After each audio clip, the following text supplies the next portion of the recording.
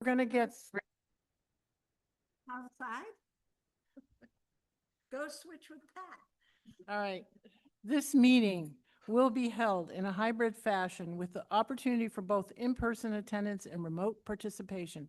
Please note that while an option for remote attendance and/or participation is being provided as a courtesy to the public, the meeting will not be suspended or terminated if technological problems interrupt the virtual broadcast unless otherwise required by law.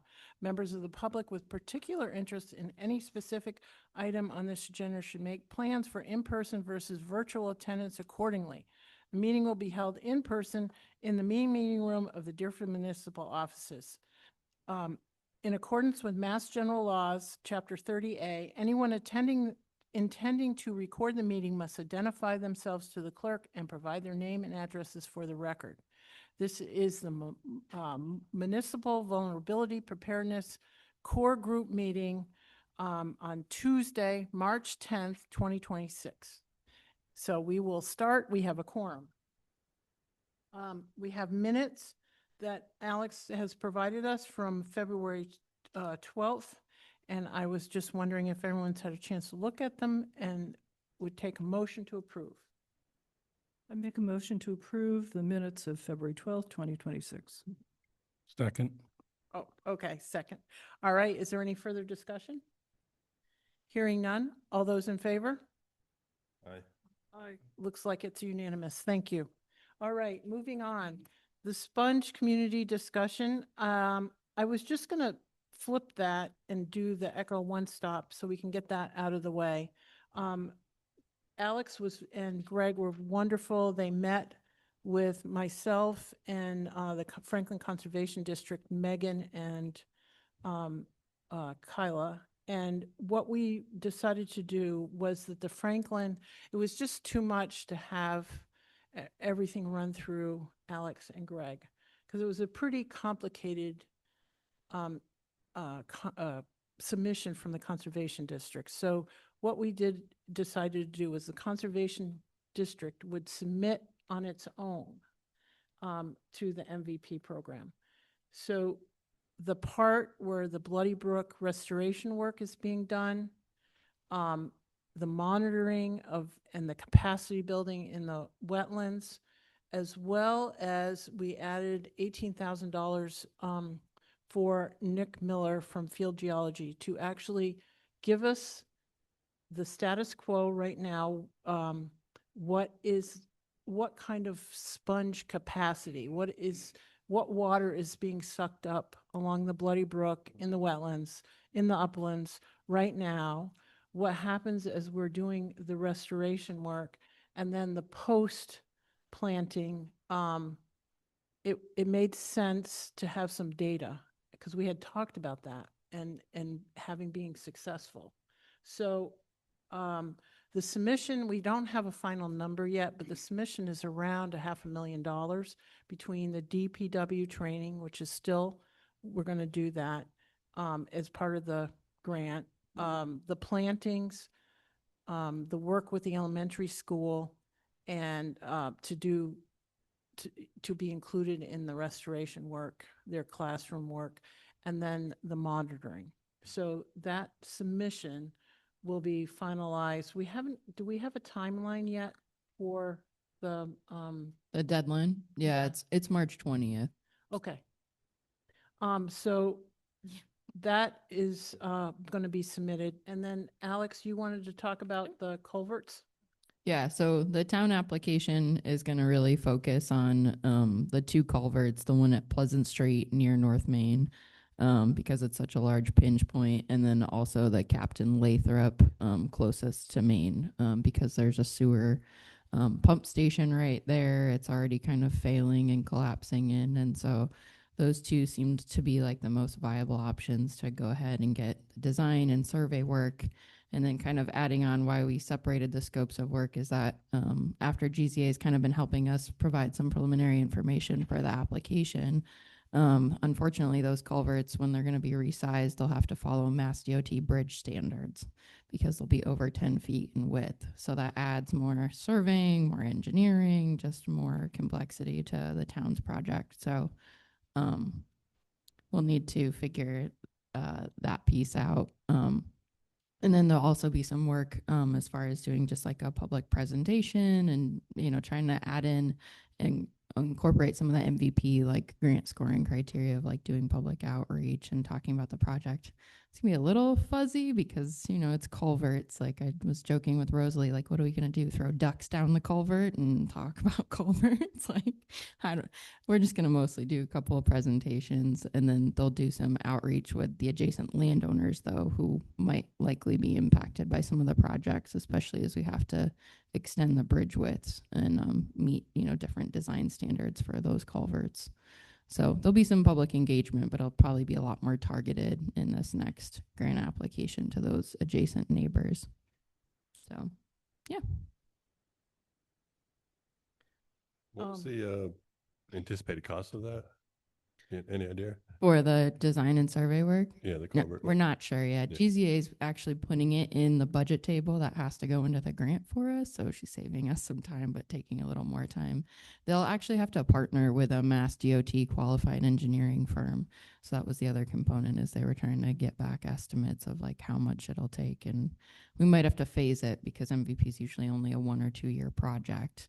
And this Eco One Stop, because it's a combination of several different grant programs, we're also going to try to massage it in a way that it fits within the DER culvert grant program, because that's a 1 year timeline. So they might fund part with culvert money and then the other part in MVP. So we're going to, Yeah, play with Tim, it. go ahead. I just want to know if that's for real. yeah, I'm not really sure. At least it says it's still recording. Um,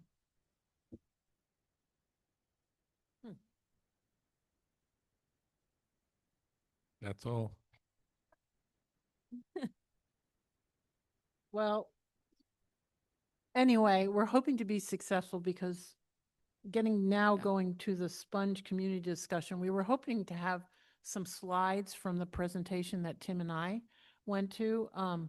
But the engineering firm that did the presentation hasn't forwarded them yet to the Pioneer Valley Planning Commission. So, as of this morning still. So, we don't have any slides to share. And we really don't have much more, I'm sure, that we can say from when we went last meeting. But the whole concept is you have a bunch of water and you're trying to figure out ways to literally, like a sponge, soak it up. And it's a combination from uplands, your upland capacity in wetlands, in diverting it to floodplains in the, on the other side of the railroad bridge up here on North Main Street. And then doing more with the, along the riverbank, all the way through our town municipal campus here. And what's different, what we're trying to do is a little different. We, and the reason why I think the MVP will support this is the town of East Hampton did a very similar kind of thing for residents and not businesses and town. So the Conservation District will be continuing to work with residents and farms between the upland and the Bloody Brook to the campus.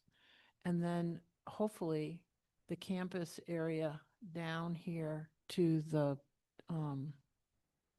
Elm Street will be able to be an example of what will happen in municipal and private businesses. So, Yeah, good question. Yeah, I mean, we've been talking about, I know Pete you definitely mentioned that numerous times, doing more, working on much farther up North Main Street. So is that part of this? not part of what the Conservation District is submitting to the MVP. It's just the municipal campus, basically. But what we are doing as a Conservation District already is working with the residents and the farmland, farmers like Bloody Brook Farm, already to trying to work on the uplands. And hopefully we'll have more farms sign on in the upland. Okay. Well, because excuse me, doesn't what happens in the uplands affect everything down here? To me, it would make sense that we would work on that first. And that's what we are. That's Okay. what the Conservation District is doing presently already. Right. And we have 2 grants that will further booster the work. We've had workshops, Denise, I think that you've actually come to 'em. Remember the native plant workshops and the pollinator workshops? Yeah, yeah. We've been working already with residents, but this is going to be the actual planting sets and hopefully more consulting for the residents so that they can participate more. I'm not sure if you may know this, Alex. There's a piece of land that's right at the end of North Main Street where it joins Route 5. There's about a 4 or 5 acre parcel that's next to a house that's just been renovated, that'd been vacant for a long time.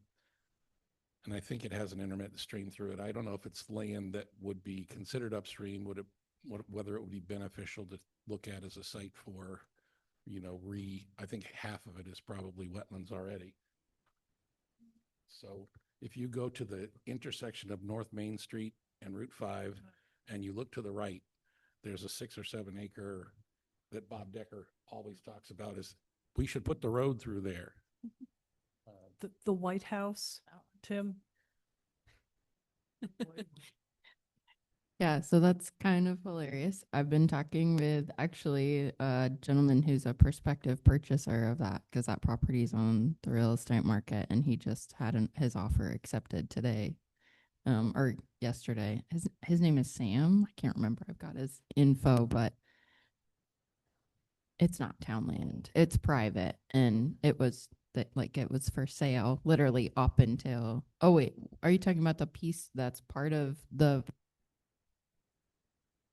Oh, that's a different piece of property. Okay. So that one that I had highlighted just north of North Main and 5 and 10 is actually purchased and there's a home on it. Or it's under an Is that- agreement. That white colonial home on it now? Yeah. Yeah, and Mass DOT has right away, It's right up to it Wait. practically. right away into that parcel. Yeah. Yeah, I was trying to understand the ownership component because I always thought that it was associated with that White House, but it's not. Or is it? Yeah. But you said somebody else bought it.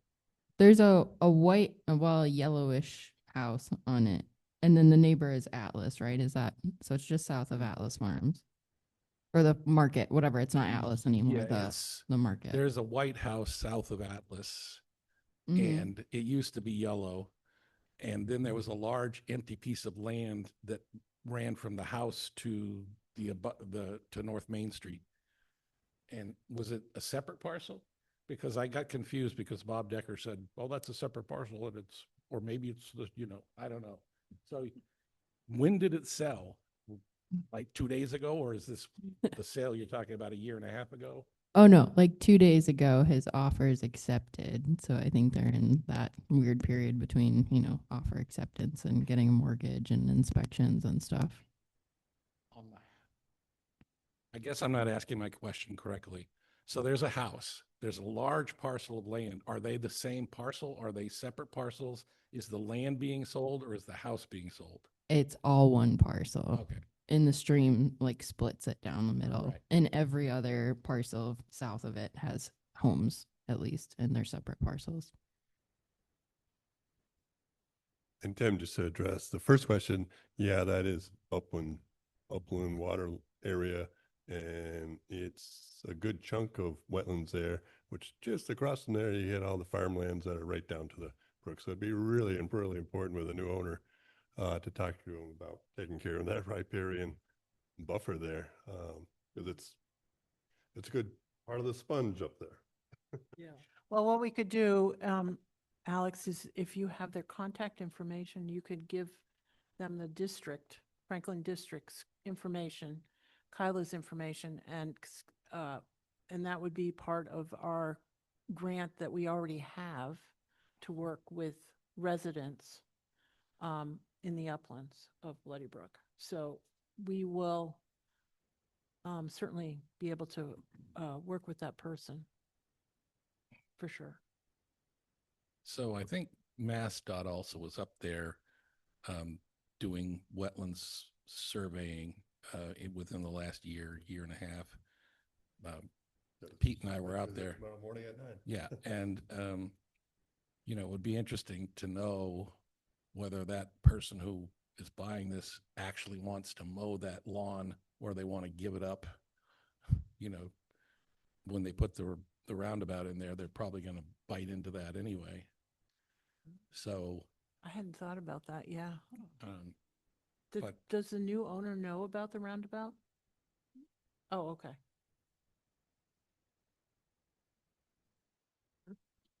Yeah, I mean, I told them about the project. We don't really have official plans. The town received a plan of the rotary like last spring, but it was preliminary. It was in the context of making sure the wide ag equipment that needs to go through that roundabout could roll over on the sides and the island.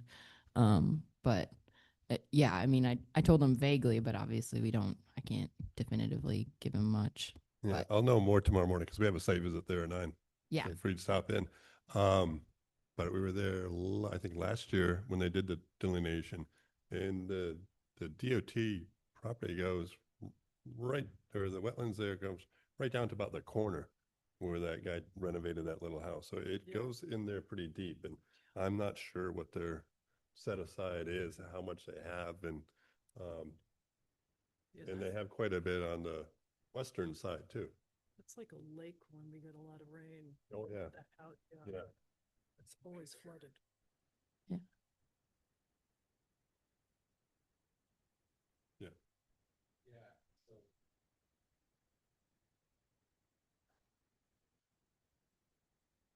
Yeah, the house is that north one. That one, yeah, is gone. Right.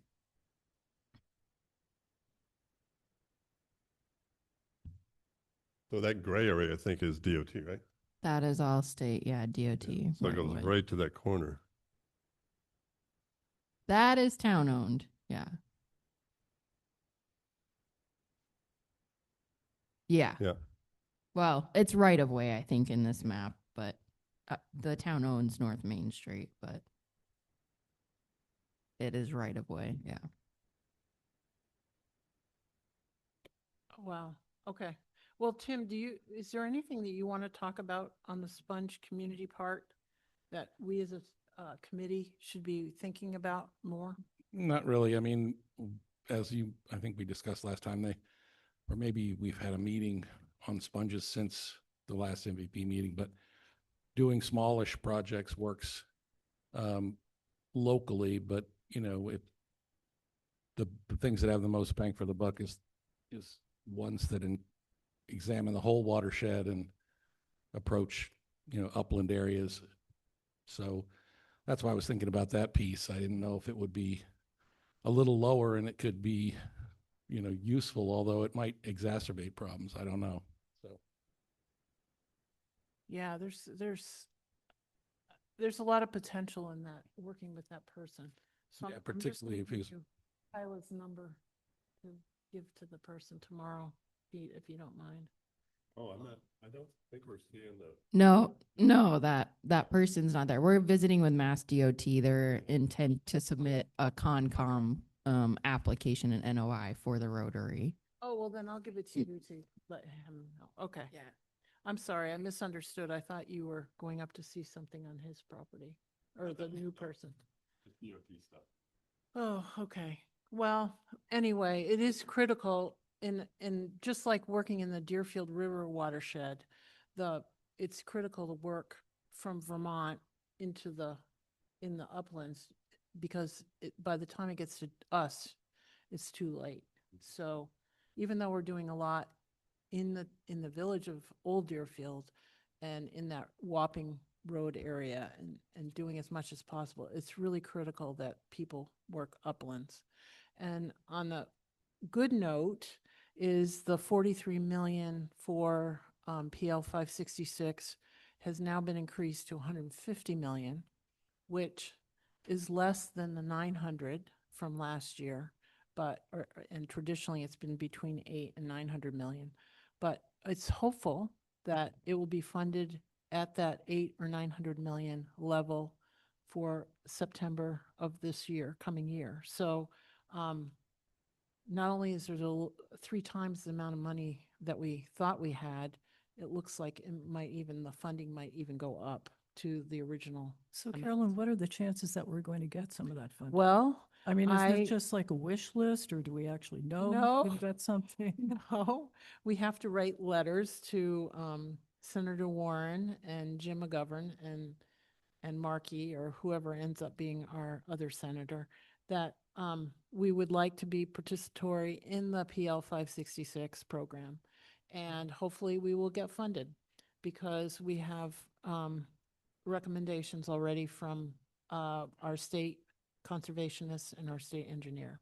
So the select board has to just write a letter saying that they want to participate in the PL 566 program, and then I have to make phone calls and harass people, keep harassing, basically, chasing it down. So, Does Christopher know about this? And because if we need to write a letter, we probably should get a letter written and we put it on the next agenda. Yep. And so I was going to ask the committee to vote to ask the select board to send a letter to our senator and our representative. So are we just asking for them to support it, or we Yes, asking just for to a certain support. amount of money? And No. what are we asking? I mean, what are we asking money for? We're asking them to support us participating. Right. And the reason why there's no dollar amount is because we're not really sure Right. at this point what we've been moving along Yeah. through having MVPs start us. We have not lost any time because part of phase 1 is outreach. You have to verify the problem. We verified the problem with a hydrology study. Okay. We have had public input and public interest, and we've identified the stakeholders, including the town, and so we don't know what the projects are at this point. Okay. Well, that was one of my questions. Don't we want to know what the projects are before we ask for some money? No, because what you do is you want to start the process. In the process, Yeah. phase 2 is when you identify the projects. Okay. Phase 1 is just verifying that there is an issue, and you're verifying the public interest, Okay. and that stakeholders are in fact involved in a actual solution, and that there is a solution. We've identified culverts that need to be Right. replaced. We've identified sponge plantings. And then the second phase is when you start your engineering. Again, first phase, 100% paid for by NRCS. Mm-hmm. Second phase, 100% paid for by NRCS, which is identifying projects and the engineering. Now, if we don't get the culvert money under this MVP application, we would be taking the same submission for the MVP program, and we would be using that as one of the projects, because we will already have an engineering estimate. Those 2 culverts have been identified, and we want them repaired. So they will, they would give us a final engineering Mm-hmm. plan that we don't have to pay for. But they would also identify other projects like the Frontier parking lot, DES parking lot, just off the top of my head. Okay. Hopefully, the 1888 building parking lot, the library parking lot to be replaced, so that you all have, pervious pavement, holding tanks. But those parking lots are going to be already done by then, aren't they? Well- 1888 and the library. So, I mean, you're not going to dig up a parking lot that's already No, you been would. created. That's part of what you were doing, is you were identifying those areas as potential to be replaced. Would you want them to be replaced later? Yes, probably, so you can have some wear and tear. But the idea is to ultimately replace them, because that's our opportunity to hold water. Also, you'd be ripping up pavement along North Main Street and putting in a green strip that would basically be Right, a holding ditch. okay. Well, I'd like to revisit that when we get to that point, because I'm not sure I would necessarily agree with ripping up parking lots that we've just spent a lot of money putting in, as opposed to really understand, you know, what will give us by ripping up those parking lots, because they're really not that big. I mean, I'm all for ripping up more North Main Street, but. Well, I mean, I'm just saying that these are the ones that have been identified. We're trying to be intentional in our municipal efforts to retain water. Yep. So, Okay. you know, but All right. that's not to say that it has to be done immediately. This is, when you go through this PL 566 process, it's 3 to 5 years minimum. Well, it just takes a lot of time because you got permitting, you have engineering, you have Yep. public input. Oh, boy. Okay. So, I would take a motion, to recommend to the select board to send a letter, have the select board send a letter asking, the senators and Jim McGovern to support our participation in PL 566. This is for the first phase planning. Yes. Yeah. So moved.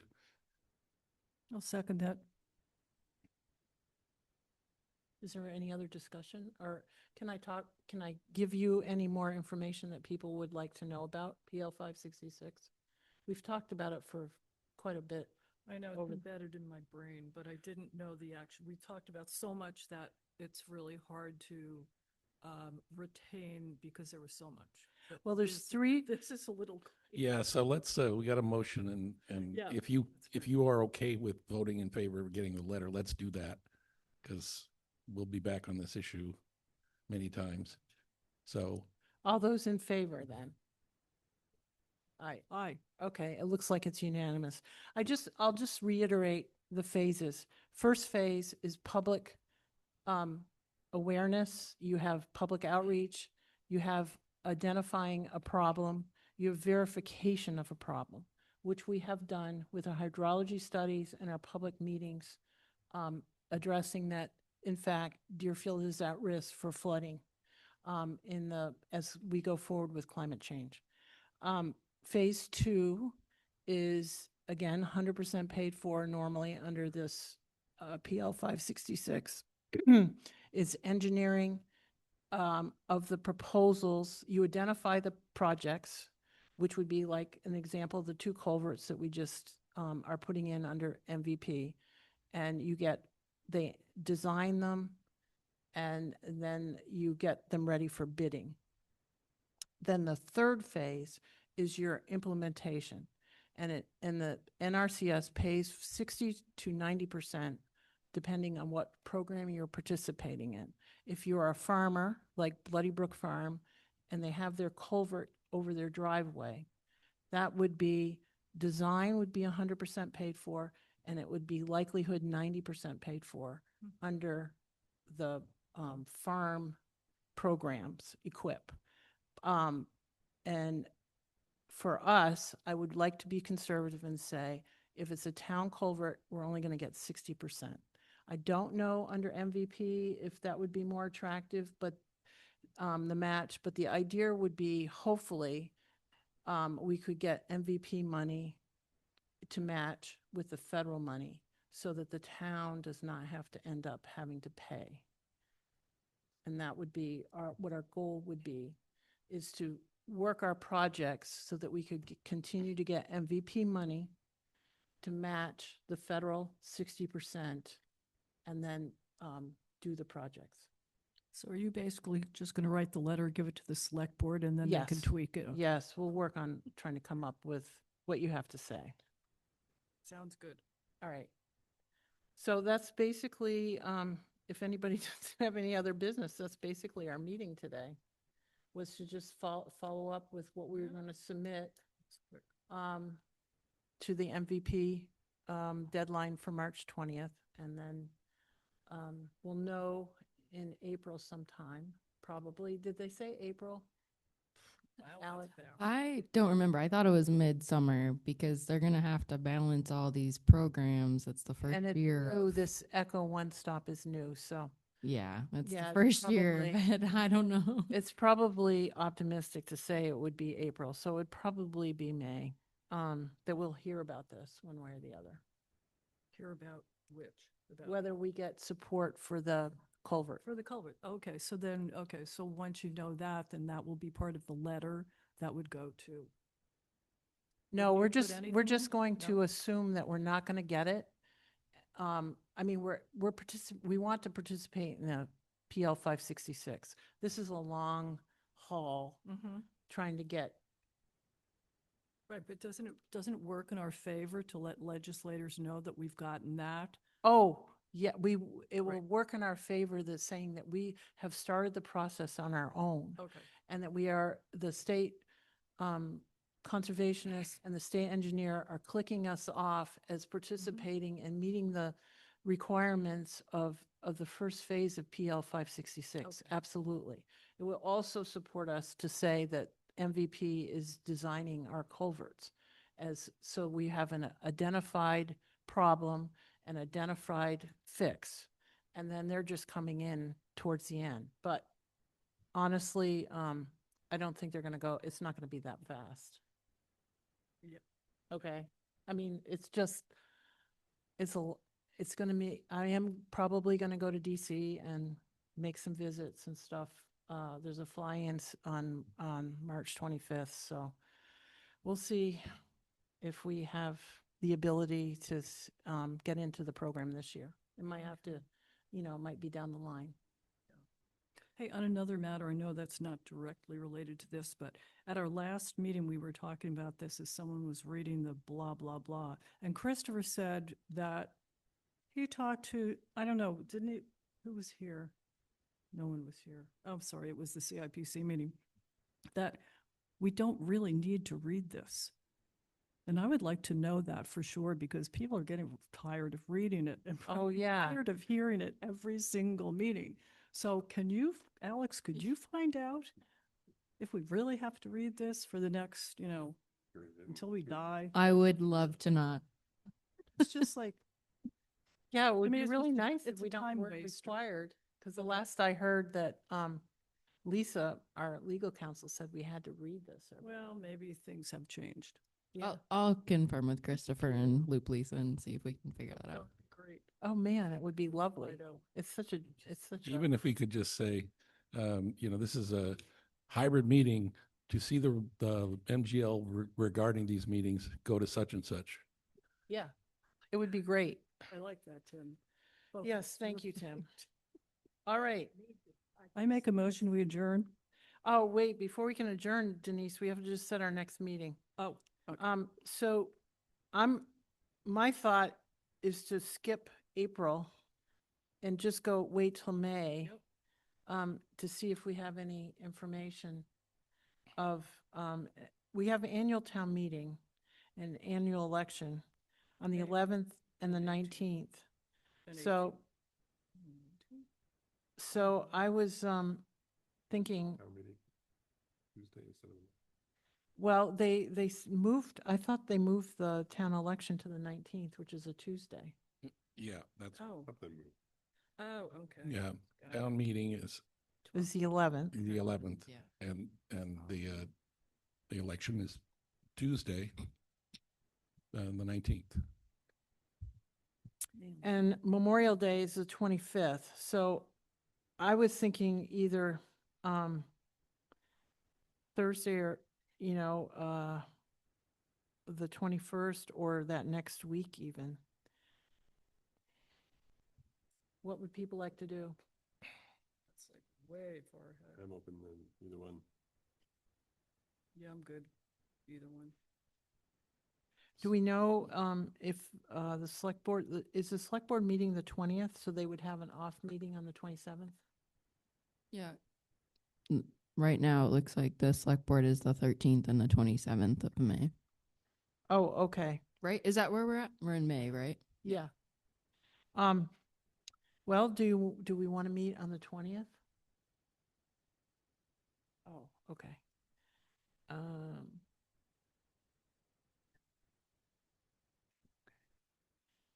probably Or do we want to wait to the following week?